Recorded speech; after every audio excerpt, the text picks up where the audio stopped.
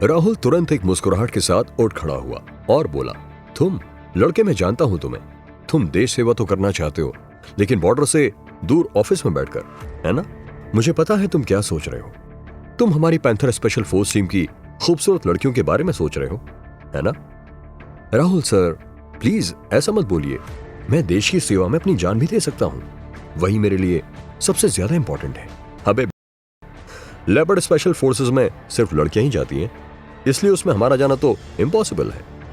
हाँ, लेकिन अगर हम पैंथर स्पेशल फोर्सेस में चले गए तो महीने के कुछ दिन तो हम जरूर उनसे मुलाकात कर सकते हैं। कई लोग उस ग्रुप में हंसी मजाक कर रहे थे और उनकी बातचीत में सबसे ज्यादा जिक्र जिस फोर्स का था वो थी लेपर्ड स्पेशल फोर्सेस। किसी ने नोटिस किया कि अभी अभी राहुल भी पुष्कर के साथ बैठा हुआ था और पूछ बैठा, राहुल सर, क्या ये आपका दोस्त है? नहीं नहीं, ये तो बस इश्क में मुझे हराना चाहता है। जैसे ही लोगों ने सुना वो तुरंत समझ गए कि क्या चल रहा था। राहुल ने सभी को मोटिवेट किया और फिर सभी वहां से निकल गए। खाना खाने के बाद पुष्कर भी चुपचाप अकेले निकल गया। यहां पर एक बास्केटबॉल कोर्ट के साइज का फाइटिंग वेन्यू था।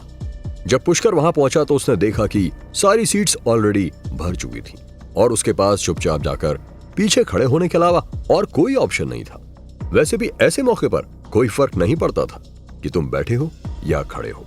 राहुल इस वक्त दूसरी तरफ सिलेक्शन सीट पर बैठा हुआ था। सभी चुप हो जाओ, डायरेक्टर राजवीर आ चुके हैं। राजवीर एक मिडिल एज आदमी थे जिनकी उम्र 40 से 50 के बीच में होगी। वो पिछले 5 सालों से इस ब्रांच के डायरेक्टर थे और हर साल कैंडिडेट्स का एक बैच उन्हीं के हाथों सेलेक्ट होकर निकलता था। राजवीर के साथ साथ उनके पीछे उनकी 2 बेटियां अक्षिता और श्वेता भी थी। ये दोनों खूबसूरत लड़कियां पूरे वेयर हाउस में बहुत फेमस थी। राजवीर भी अपनी लड़कियों पर बहुत गर्व करते थे। वो तुरंत अपनी सीट पर आए और बिना ज्यादा बात किए उन्होंने कहा, टीम मेंबर्स, आज ऑल्टरनेटिंग टीम में सेलेक्ट होने का आखिरी दिन है। सभी को रूल्स पता है, केवल टॉप 15 लोग ही चुने जाएंगे। जो कोई भी चैलेंज को एक्सेप्ट करना चाहता है वो सामने मैदान में आए। आज हमारे लिए एक बहुत ही ऑनर की बात है कि इंस्ट्रक्टर धनंजय हमें गाइड करने के लिए यहाँ आए हुए हैं। जोरदार तालियां। राजवीर अचानक दरवाजे के बाहर से एक बूढ़े आदमी को जो लगभग 60 साल का होगा उसे अंदर लेकर आए। सभी टीम मेंबर्स ने तुरंत एक जोरदार शोर मचाया। मास्टर धनंजय को बाहर आते हुए देखकर राहुल भी, जो कि हर वक्त घमंड के नशे में चूर रहता था, इस वक्त तुरंत अटेंशन में उठ खड़ा हुआ था। नर्वस होने की बात कोई नहीं है, सभी लोग तैयार रहो। मैं तो बस ऐसे ही यहाँ से गुजर रहा था तो सोचा राजवीर से भी मिल लूं। बस चलो फिर चैलेंज स्टार्ट करते हैं। किसी भी तरह का साइकोलॉजिकल प्रेशर लेने की जरूरत नहीं है, सभी अपना बेस्ट परफॉर्मेंस देना। सभी कैंडिडेट्स को आराम से बैठने के लिए इशारा किया। राजवीर ने धनंजय को बैठने के लिए कहा। अक्षिता एक कदम आगे बढ़ी और गहरी आवाज में बोली, जो कोई भी टॉप 50 को चैलेंज करना चाहता है वो सामने आ सकता है। 1 मिनट रुकिए। श्वेता, क्या बात है? अक्षिता ने चिढ़ते हुए पूछा। श्वेता ने भी थोड़ी नाराजगी दिखाते हुए कहा, दीदी क्या भूल गई हो? मैं यहाँ 3 लोगों को लेकर आई हूँ। उन्होंने भी चैलेंज में एंटर करने के लिए क्वालिफिकेशन टेस्ट नहीं दिया है। आपको उन्हें पहले वो टेस्ट दे देना चाहिए। श्वेता, अभी ऐसा मजाक के लिए वक्त नहीं है।